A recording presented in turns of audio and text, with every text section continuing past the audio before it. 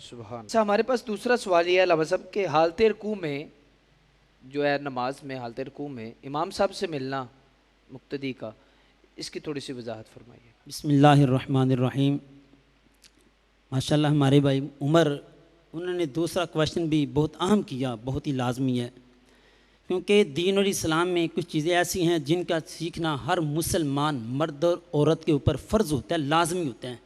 بعض ایسی سنتیں ہوتی ہیں جن کے اوپر عمل بھی لازمی ہے، بعض ایسے اعمال ہیں جو مستحبات میں شامل ہوتے ہیں، وہ کیے جائیں تو اللہ تعالیٰ ثواب عطا فرماتا ہے، نہ کرے تو بندہ گناہ گار نہیں ہوتا۔ لیکن ہمارے بھائی عمر ماشاءاللہ آپ نے جو سوال کیا ہے بہت ہی لازمی سوال ہے، تقریباً نہیں بلکہ پکی بات ہے کہ ہر مسلمان مرد و زن کو پتہ ہونا چاہیے، کم سے کم مردوں کو اور عورتوں کو پتہ ہونا چاہیے، وہ اپنے بچوں کو غوروں سے سکھا کے بھیجے، بیٹا اگر آپ نے نماز کے لیے جا رہے ہیں تو امام صاحب رکوع کی حالت میں ہو تو آپ نے اس طریقے سے ملنا۔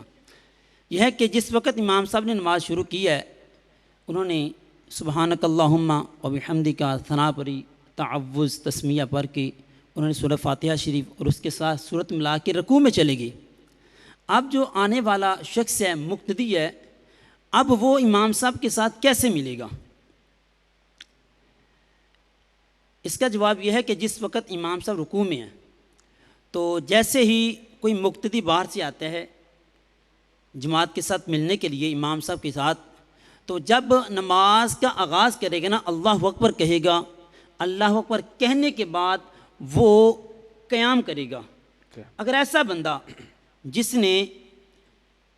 امام صاحب کے ساتھ نہ ملا، یعنی کہ سورہ فاتحہ امام صاحب نے پڑھ لی، اس کے ساتھ سورہ ملا کے وہ رکوع میں چلے گئے، امام صاحب اب اس حالت میں ہے کہ رکوع میں ہے، اب آنے والا شخص آتا ہے، آتے ہی وہ اللہ اکبر کہتے ہیں، اللہ اکبر کہنے کے ساتھ ہی وہ بندہ ایسی رکوع میں چلے جاتا ہے، تو اس شخص کی نماز نہیں ہوگی، کیونکہ نماز کے فرائض ہیں، ان میں سے پہلا فرض ہے تکبیر تحریمہ اور دوسرا ہے قیام۔ جیسے ہی ہم نے اللہ اکبر کہنا ہے یہ تو تکبیر تحریمہ ہوگی، یہ کہنے کے بعد قیام کرنا یہ فرض ہے۔ اگر امام صاحب رکوع میں ہیں تو کم سے کم انسان اللہ اکبر کہے، ہاتھ چاہے باندھ لے لازمی نہیں ہے، ہاتھوں کو لٹکا بھی دے، کم سے کم سبحان اللہ کہنے کی مقدار وہ کھڑا رہے، پھر رکوع میں چلا جائے۔ اس میں مسئلہ یہ ہے کہ اگر ایسا شخص جو رکوع میں چلا گیا قیام نہ کیا، اب اس کی نماز بالکل نہیں ہوگی۔ تو اگر وہ بندہ آتا ہے جلدی سے وہ کہتا ہے کہ میں رکوع میں چلا جاتا ہوں، قیام نہ کیا، تو نماز ساری ختم ہو جائے گی، اس کو ثواب بالکل نہیں ملے گا۔ اس سے بہتر یہ ہے اگر امام کو رکوع میں نہیں پاتا